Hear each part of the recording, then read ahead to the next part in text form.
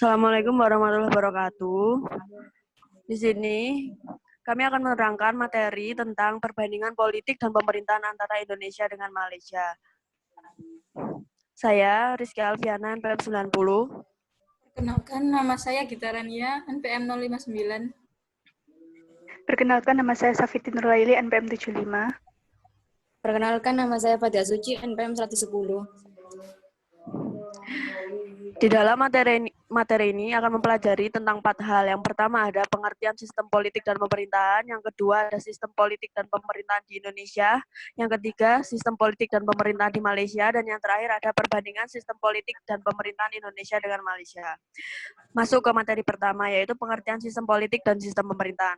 Sistem politik merupakan a political system is any persistent pattern of human relationship that involve the dignification, extent, power, rules, and authority.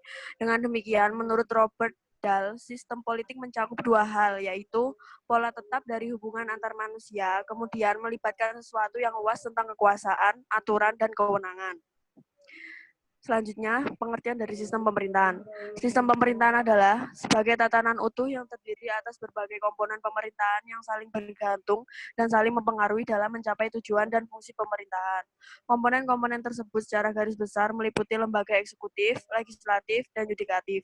Dengan demikian, sistem pemerintahan negara menggambarkan adanya lembaga-lembaga negara, hubungan antar lembaga negara, dan bekerjanya lembaga negara dalam mencapai tujuan negara.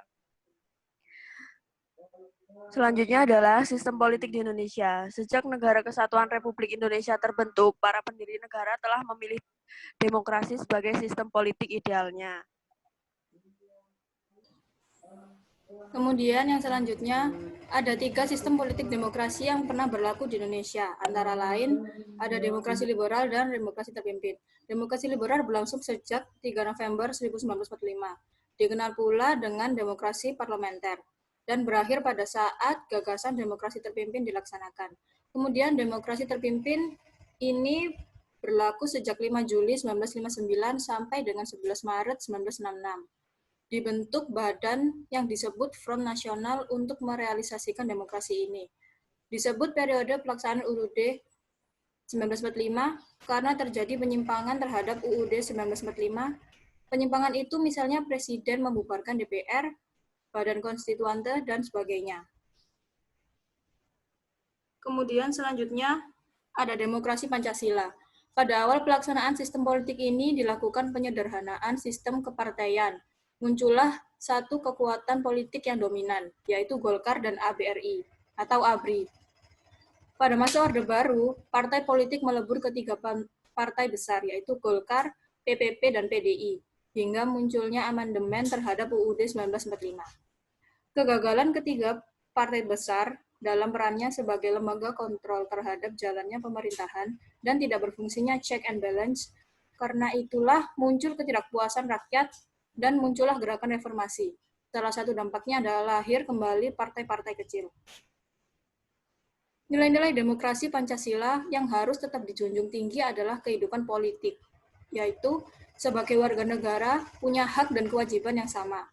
Tidak boleh memaksakan kehendak kepada orang lain, mengutamakan musyawarah dalam pengambilan keputusan, dan lain sebagainya. Sistem pemerintahan di Indonesia, ideologi ketatanegaraan Indonesia yaitu Pancasila. Demokrasi Pancasila memiliki watak demokrasi secara umum atau universal. Watak universal demokrasi Pancasila seperti tampak pada pengakuan atas prinsip kedaulatan di tangan rakyat, kebebasan, persamaan, kemajemukan, dan pentingnya kesejahteraan bagi rakyat, menggunakan sistem presidensil. Sistem pemerintahan yang pernah berlaku di Indonesia. Yang pertama ada sistem pemerintahan Indonesia periode 18 Agustus 1945 hingga 27 Desember 1949. Yang kedua ada sistem pemerintahan Indonesia pada saat konstitusi RIS. Yang sistem pemerintahan pertama, dasar hukum sistem pemerintahan pada periode ini adalah UUD 1945, belum dapat dijalankan secara murni dan konsekuen karena Indonesia baru merdeka. Pada awal menggunakan sistem presidensil, kemudian beralih menjadi sistem parlementer. Pada tanggal 3 November 1945, dikeluarkan maklumat pemerintah tentang keinginan untuk membentuk partai-partai politik sehingga berlakulah sistem multipartai. Yang kedua, sistem pemerintahan Indonesia pada saat konstitusi RIS. Sejak 27 Desember 1949 sampai 17 Agustus 1950 berlaku konstitusi RIS. Pada periode ini, Indonesia menjadi negara serikat. Sistem pemerintahan yang dianut oleh konstitusi RIS adalah sistem parlementer. Bukan kehendak seluruh rakyat Indonesia untuk memakai bentuk negara serikat ini. Akan tetapi, keadaan yang memaksa demikian. Dalam konstitusi RIS dikenal adanya Senat. Senat tersebut mewakili negara-negara bagian. Setiap negara bagian diwakili 2 orang anggota Senat. Yang ketiga, sistem pemerintahan saat demokrasi parlementer atau UUDS 1950. Sistem pemerintahan parlementer berlaku dari tahun 1950 sampai 1959. Demokrasi liberal yang berkembang ketika itu ditandai dengan pemerintahan oleh partai-partai politik. Demokrasi parlementer tidak berumur panjang, yaitu antara 1950 sampai 1959 dan menyatakan kembali ke Undang-Undang Dasar 1945. Yang keempat, pelaksanaan sistem pemerintahan dalam demokrasi terpimpin. Demokrasi terpimpin tempat menjadi alat untuk mengatasi pertentangan parlementer di antara partai-partai politik ketika berlaku demokrasi liberal. Diberlakukan kembali Undang-Undang Dasar 1945.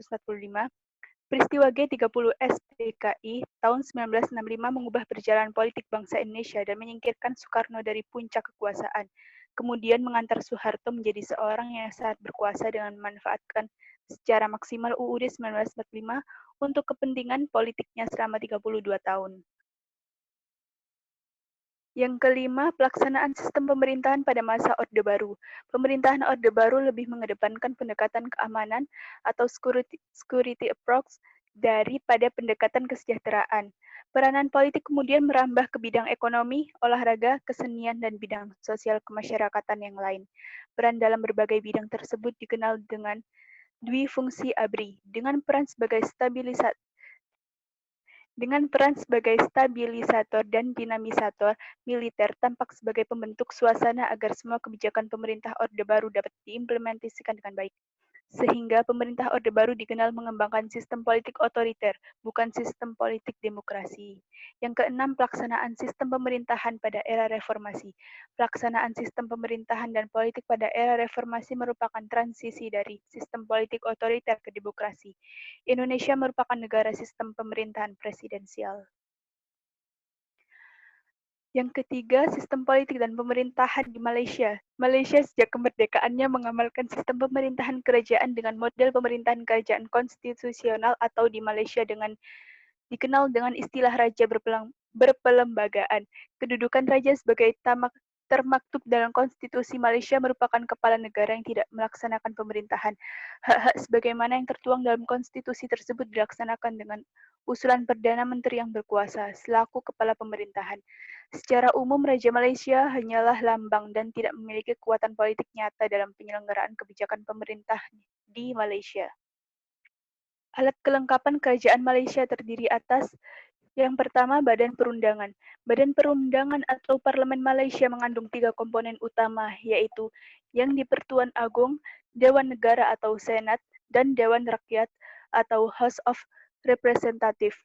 Ketiga komponen tersebut di atas memiliki kewenangan dalam membuat undang-undang di Kerajaan Malaysia.